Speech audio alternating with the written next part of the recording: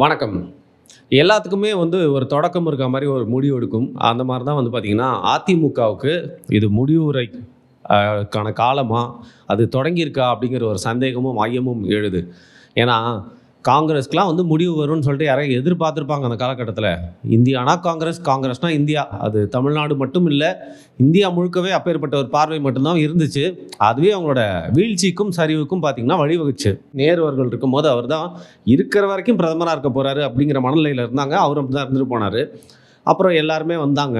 ஆனா காங்கிரஸ் கட்சியில கொஞ்சம் கொஞ்சமா அத அட்வான்டேஜ் எடுத்துட்டு நாட்ட பார்த்தீங்கன்னா, சொரண்ட ஆரம்பிச்சு, உரிய ஆரம்பிச்சு, தேய்க்க ஆரம்பிச்சு, நாட்டுக்காகன்னு இல்லாம அவங்களுக்காக இருக்க ஆரம்பிச்சு, வெளிநாட்டுங்களோட பார்த்தீங்கன்னா, சதிகளுக்கு விலை போய் அப்படின்ட்டு இருந்ததுனால, பாஜக கொஞ்சம் கொஞ்சமா வளர்ந்து இன்னைக்கு தவிர்க்க முடியாத, இல்ல தகர்க்க முடியாத சக்தியா மாறி நிக்குது. ஆனா எதுவுமே தகர்க்க முடியாதது இல்லை. பாஜகவுக்கும் ஒரு முடிவு வரும் அப்படிங்கிறது தான் பார்த்தீங்கன்னா, நிதர்சனமான உண்மை. இன்னைக்கு நான் சொல்ற மாரி உங்களுக்கு நம்ப முடியலல்ல. நீங்க வேணா பாருங்க, பாஜகவும் தோல்வியை தழுவும். அதற்காக ராகுல் காந்தி பிரதமர் ஆவாரான்னு கேட்டால் அந்த ஜோதிடம்லாம் என்னால் சொல்ல முடியாதுப்பா.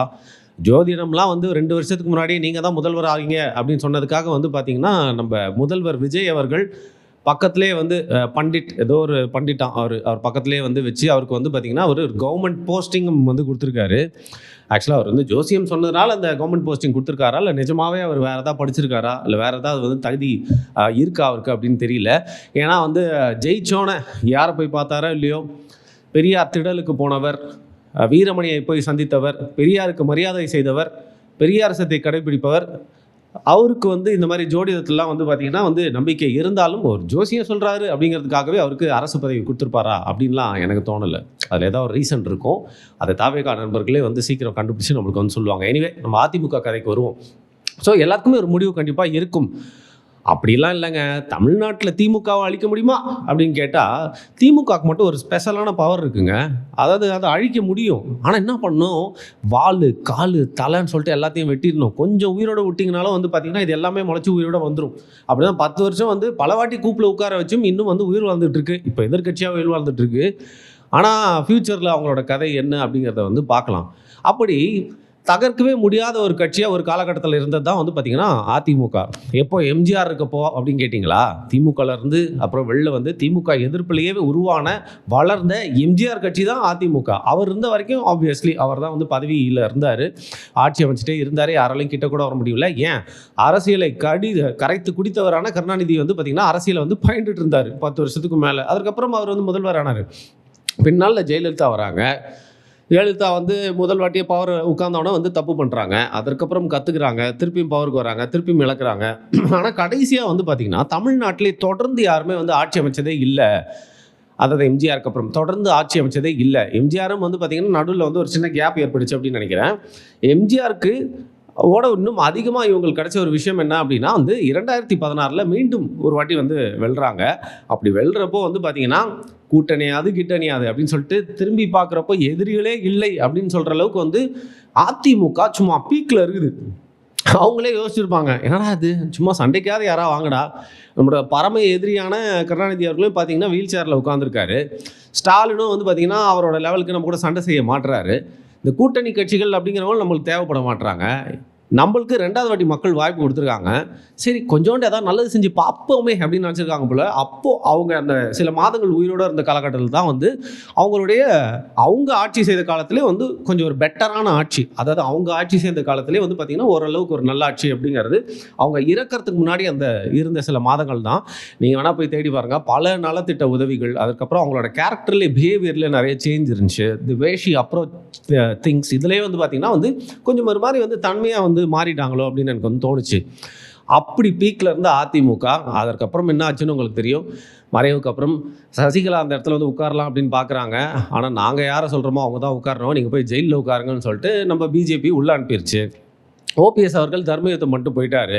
அந்த நேரத்தில் சசிகலாவுடைய தயவாலும் ஆதரவாலும் பார்த்தீங்கன்னா நம்ம பையங்க நம்ம சொல்கிறதான் கேட்பான், நம்மளுக்கு வித்தியாசமே இல்லை, நம்ம சொல்கிற கமெண்ட்டு அதுக்கு முன்னாடியே புரிஞ்சுக்கிட்டு போயிட்டு வேலையை முடிச்சுட்டு நம்ம கிட்ட சொல்லுவாங்க அப்படிங்கிற மாதிரி சில பேர் சொல்லுவாங்களே. அப்படி தான் எடப்பாடி பழனிசாமி அவர்களை நம்பி உட்கார வச்சாங்க. பவருக்கு வர வரைக்கும் தான் அந்த பம்மி பதுங்கி, அதுக்கப்புறம் பார்த்தீங்கன்னா சின்ன மம்மி முன்னாடி ஒரு மரியாதையாக இருந்தார். பட் பதவி கிடைச்சோன்னே அவர் என்ன பண்ணார் அப்படின்னு தெரியும். ஆனால் ஒன்று, அதற்கப்புறம் வந்து அவர் துரோகம் செஞ்சார் அப்படின்னு சொன்னால் கூட அந்த டைமில் எவ்வளோ வந்து பார்த்திங்கன்னா வந்து பாஜக ஒரு பக்கம் வந்து குடைச்சல் கொடுத்துட்டே இருக்குது, ஒரு பக்கம் வந்து ஓபிஎஸ் குடைச்சல் கொடுத்துட்டே இருக்காரு, இன்னொரு பக்கம் வந்து பார்த்திங்கன்னா வந்து உட்காரத்துக்கு முன்னாடியிலிருந்தே வந்து எடப்பாடி பழனிசாமி பதவி விலக வேண்டும் அப்படின்னு சொல்லிட்டு அப்போ எதிர்க்கட்சி தலைவராக இருந்த மு.க.ஸ்டாலின் அவர்கள் அந்த ஆட்சி ஃபுல்லாக சொல்லிக்கிட்டே இருந்தார். எவ்வளோ பார்த்திங்கன்னா எதிர்ப்புகள் வந்தது மட்டும் இல்லாமல் தமிழ்நாட்டிலையும் சில தவறுகளையும் பண்ணார். தூத்துக்குடியில் வந்து பார்த்திங்கன்னா நம்மளோட இன்ன சொந்தங்களை வந்து துப்பாக்கியால் போலீஸ்காரங்க சுட்டு கொன்னப்போ அதை டிவியை பார்த்து தான் தெரிஞ்சுக்கிட்டேன் அப்படின்னு சொன்னது மாதிரி வந்து பார்த்திங்கன்னா மன்னிக்கவே முடியாத நிறைய விஷயங்களும் அந்த ஆட்சி காலத்தில் நடந்தது. ஆனால் ஒரே ஒரு சாமர்த்தியம், அந்த ஆட்சியை முடிவு வரைக்கும் கொண்டு போயிட்டார். ஏதோ ஓரளவுக்கு வந்து அட்மினிஸ்ட்ரேஷன்லாம் மேனேஜ் பண்ணி பண்ணார். அதுக்கப்புறம் வந்து பார்த்திங்கன்னா கட்சியும் கட்டுக்கோப்பாக தன்னை கையில் வச்சு யாரெல்லாம் வந்து பார்த்திங்கன்னா வந்து துரோகிகளாக இருந்தாங்களோ அவங்களெல்லாம் வந்து தன் பக்கம் மாற்றி எந்த ஒரு பீஸை மட்டும் அப்படியே தட்டி விட்டணுமே, நம்ம சீமானண்ண ஸ்டைலில் சொல்லணும்னா வந்து பிசரை தட்டி விடுற மாதிரி வந்து பார்த்திங்கன்னா ஓபிஎஸை வந்து வெளில தட்டி விட்டு அவருடைய ஆதரவாளர்களையும் தன்னுடைய பக்கம் இழுத்து அந்த கட்சியை கட்டுக்கோப்பாக வச்சு ஒரு தேர்தலை சந்தித்தார், தோல்வி அடைஞ்சிட்டார். அதுக்கப்புறம் அடுத்த தேர்தல் வரைக்கும் பார்த்திங்கன்னா கட்சியை தன் கைக்குள்ளே வச்சு மீண்டும் ஒரு கூட்டணியை வந்து அமைக்கிறதுக்காக முயற்சி செல்கிறாரு. ஆனால் ஃபஸ்ட்டு என்ன தப்பு பண்ணி வந்து தோத்தாரோ, அதாவது பாஜக கூட கை கோர்த்து தோத்தார். ஏன்னா 2 வாட்டி ஜெயலலிதா அவர்கள் வந்து, அதாவது 2 வாட்டி அதிமுக ஜெயிச்சிருச்சு, 3ஆவது வாட்டி மக்களுக்கே ஒரு சலிப்பு ஏற்பட்டு என்ன பண்ணுவாங்க, மாற்றி ஓட்டு பண்ணணும் தான் நினைப்பாங்க. அப்போ ஸ்டாலினுக்கு ஒரு புது வாய்ப்பு, அப்போ கலைஞர் செத்துட்டா இருப்பா, அவர் பையனுக்கு ஒரு வாய்ப்பு கொடுப்போம், இங்கே வேறு பிஜேபி கூட இருக்காங்க, எடப்பாடி பழனிசாமிலாம் யாருன்னே தெரியல அப்படிங்கிற மைண்ட் செட்டில் டிஎம்கே ஓட்டு போட்டு ஜெயிக்க வச்சுட்டாங்க. ஆனால் அங்கேருந்து அவர் என்ன பண்ணியிருக்கலாம் அப்படின்னு பார்த்தீங்கன்னா, கட்சி எவ்வளோ கட்டுக்கோப்பாக வச்சாரோ அதே மாதிரி தன்னோட இமேஜையும் வளர்த்து ஒரு நல்ல எதிர்க்கட்சியாக எப்படி செயல்படுறது அப்படின்னு திமுகவோட கடந்த காலங்கள்லேருந்து பார்த்து கற்றுருக்கலாம். ஆனால் ஒரு நல்ல எதிர்க்கட்சியாக செயல்பட்டாரா அப்படின்னு கேட்டால் செயல்படவில்லை. அது மட்டும் இல்லாமல் தொழில்நுட்பம் அப்படிங்கிறது நம்ம அதை தவிர்த்தா அது நம்மளை தவிர்த்துட்டு போயிட்டே இருக்கும், நம்ம வந்து பார்த்திங்கன்னா பின்தங்கினோம் அப்படிங்கிறதுக்கு சிறந்த ஒரு உதாரணம் வந்து அதிமுக. இப்போ எப்படி திமுகவுக்கு வந்து பார்த்திங்கன்னா உட்கட்டமைப்பு இருக்கோ, அட்மினிஸ்ட்ரேஷன் எல்லாமே அவங்களுக்கு தெரியுமோ, அதே மாதிரி அதிமுகவுக்கு உட்கட்டமைப்பு எல்லாமே இருக்காங்க. ஆனால் ஐடி விங் அப்படின்னு வந்துட்டா ரொம்ப ரொம்ப வீக்கு அப்படிங்கிறத அதிமுகவில் இருக்க பல பேரே வந்து ஒத்துப்பாங்க. அப்படிங்கிற அளவுக்கு தொழில்நுட்பத்து கூட வந்து பார்த்திங்கன்னா இசைந்து போகாமல் அதிமுக பின்தங்கிருச்சு. இன்டர்நெட்னால கட்சியை ஜெயிக்க முடியாது அப்படின்னு சொல்லி அதிமுககாரங்க நிறைய பேர் வந்து சொல்லுவாங்க. பட் அதை ஏற்கனவே புரிஞ்சுக்கிட்ட திமுக வந்து பார்த்திங்கன்னா அதில் ரொம்ப ஸ்ட்ராங்காக இருந்தது. ஆனால் இன்றைக்கி வந்து இன்டர்நெட் தான் கட்சி, அதாவது இன்ஸ்டாகிராம் தான் கட்சி, இன்ஸ்டாகிராம் மூலியமாகத்தான் கட்சி அப்படிங்கிற மாதிரி வந்து பார்த்திங்கன்னா இன்றைக்கி இன்ஸ்டாகிராம் மூலியமாக தாவேகா எந்த அளவுக்கு போயிட்டு மக்கள்கிட்ட போய் சேர்ந்துருக்கு அப்படிங்கிறத இன்றைக்கி எல்லாருமே பேசிக்கிட்டு இருக்காங்க. பரபரப்பாக நார்த் இந்தியன் மீடியா பேசுகிற அளவுக்கு வந்துருச்சு.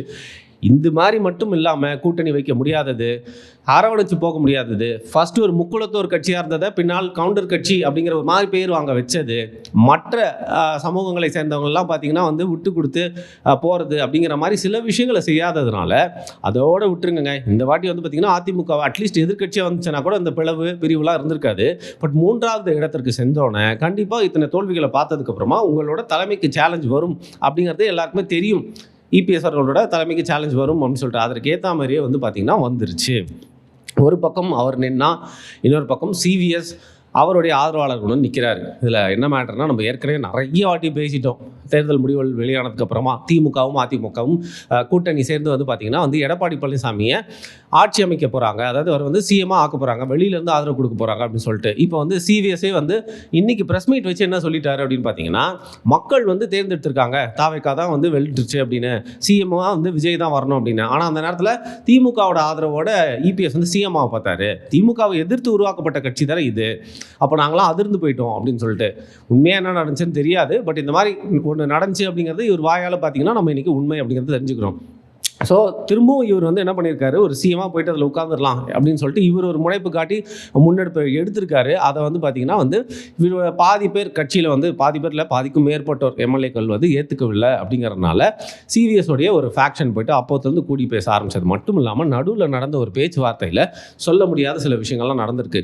அதாவது இவர் இபிஎஸ் அவர்கள் தாக்கப்பட்டதா சொல்லப்பட்டாலும் உறுதியாக நம்மளுக்கு தெரியல அப்படிங்கிறதுனால நம்ம அதை சொல்லக்கூடாது. அதுக்கு மேலே சிவிஎஸ் அவர்கள் இபிஎஸ் அவர்களோட முகமும் வந்து பார்த்திங்கன்னா ஒரு வாரமாக வந்து சரியில்லை. மேபி தோல்வினால் இருக்கலாம், வெயிலில் அலைஞ்சு தெளிஞ்சு பிரச்சாரம் பண்ணதுனால இருக்கலாம். ஒன்று சொல்கிறாங்க, நிஜமாவே இந்த தேர்தலில் அதிகமாக 100% கொடுத்து பிரச்சாரம் அப்படின்னு பண்ணது பார்த்தீங்கன்னா வந்து இபிஎஸ் தான். அதை எல்லாருமே வந்து ஒத்துப்பாங்க. அதெல்லாம் பண்ணதுனால மேபி வந்து சோர்வாக இருக்கார் போல இருக்குது தோல்விக்கு அப்புறமா அப்படின்னு நினச்சா. ஆனால் இவர் வந்து அவர் வந்து தாக்கப்பட்டாரான்னு தெரியல, ஆனால் பெரிய ஒரு வாக்குவாதம் நடந்துச்சு அந்த மீட்டிங்கில் அப்படின்னு மட்டும் தெரியுது. அதுலேருந்து தான் வந்து பார்த்திங்கன்னா மேட்டர்ஸ் காட் வர்ஸ் அப்படின்னு சொல்கிற மாதிரி வந்து தனித்தனியாக மீட்டிங் போட ஆரம்பிச்சிட்டாங்க.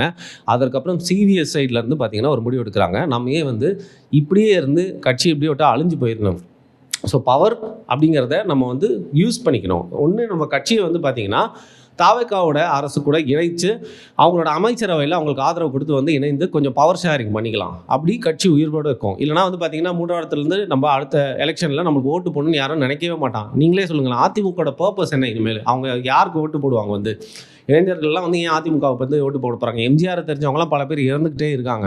ஜெயலலிதா பார்த்தவங்களாம் கொஞ்சம் கொஞ்சமாக போயிட்டே இருக்காங்க. அதை தாண்டி வந்து அதிமுகவுக்கு ஓட்டு போடணுன்ற பர்பஸே இல்லை. திமுகவை பிடிக்காது அப்படின்னா அதிமுக போட்டிருந்தாங்க. பட் திமுகவுக்கு எதிரான வாக்குகள் எல்லாமே இப்போ தாவேக்காவுக்கு போகிற மாதிரி ஒரு ஆப்ஷன் இருக்குல்ல. அதனால் அதிமுகவோட பர்பஸே இல்லை அப்படிங்கிறத புரிஞ்சுக்கிட்டாரா என்னவோ தெரியல சிவிஎஸ். அதனால் தாவேக்கா கூட சேர்ந்து மந்திரி சபையில் இடம் கேட்கலாம் அப்படிங்கிற ஒரு முடிவுக்கு வந்திருக்கிறதா சொல்லப்படுது. அதற்கு சமிஞ்சிகள் இருக்க மாதிரியே வந்து பார்த்திங்கன்னா சட்டமன்றத்தில் சில அதிமுக எம்எல்ஏக்கள் விஜயுடைய கட்சியும் முதல்வர் விஜய் அவர்களையும் பார்த்திங்கன்னா வந்து புகழ்ந்து பேசும் வண்ணமாக இருந்தாங்க. ஆனால் இன்னொரு பக்கம் வந்து இபிஎஸோடைய ஆதரவு எம்எல்ஏக்கள் வந்து என்ன நீங்கள் பாட்டு டிவியில் மீடியாவில் ஒன்றுன்னு சொல்லிட்டு இருக்கீங்க, அதெல்லாம் கிடையாது, கட்சி 37 பேர் அப்படி போயிட்டாங்க, 17 பேர் இங்கே இருக்காங்க, நீங்கள் பாட்டு சொல்லிட்டே இருக்கீங்க அப்படின்னு அவர் வந்து கடிஞ்சிக்கிட்டாலும் பார்த்திங்கன்னா நெருப்பு இல்லாமல் புகையாதுன்னு சொல்லுவாங்களே, எல்லா தரப்புலையுமே இது வந்து பேச ஆரம்பிச்சிட்டாங்க. ஸோ ஒருவேளை மீண்டும் இவங்க சேர்ந்தாங்கன்னா கூட 3வது இடத்துல இருப்பாங்க. என்ன அரசியல் பண்ண போகிறாங்கன்னு தெரியல. இல்லை விஜயோடைய கட்சி கூட சேர்ந்து இந்த அமைச்சரவையில் பங்கு வைப்பாங்களா அதிமுகவை அப்படின்னு தெரியல. இல்லை இன்னைக்கு பொதுச் செயலாளராக இபிஎஸ் தான் இருக்காரு அப்படிங்கிறனால இவங்க எல்லாருமே வந்து பார்த்திங்கன்னா எம்எல்ஏவே போயிட்டு டிவிக்கில் சேருவாங்களா? அப்படி கட்சி தாவல் அப்படிங்கிற மாதிரி ஒரு விஷயம் வந்துச்சுன்னா சரி அது ஒரு பிரச்சனை அப்படின்னு நினச்சாங்கன்னா இவங்க எல்லாருமே பார்த்திங்கன்னா தங்களுடைய, அதாவது சிவிஎஸ் கேம்பில் இருக்கவங்க தங்களுடைய எம்எல்ஏ பதவியை ராஜினாமா பண்ணிடுவாங்களா? ஐயோ ராஜினாமா பண்ணிட்டா அப்படிங்கிறீங்களா? திருப்பி எல்லாருமே விசில் சின்னத்தில் அதே தொகுதியில் நின்று போட்டி விடுவாங்க.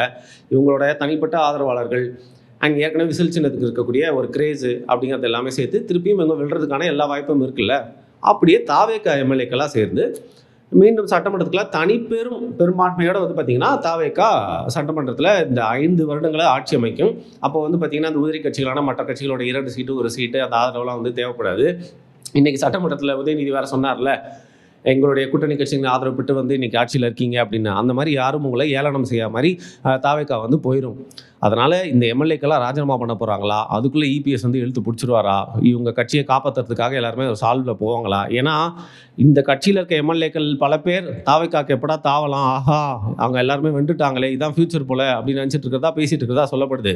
ஸோ அந்த ஆப்ஷன் படி பார்த்தா இவங்க எல்லாருமே வந்து ரிசைன் பண்ணிவிட்டு ராஜினாமா பண்ணிவிட்டு மீண்டும் தேர்தலில் விசில் சின்னத்தில் நின்று போட்டிட்டு ஜெயிக்கிறது தான் அவங்களோட லாங் டேர்முக்கு பெட்டர்னு நினைப்பாங்களோ இன்னொன்று அப்படின்னு எனக்கு தோணுது.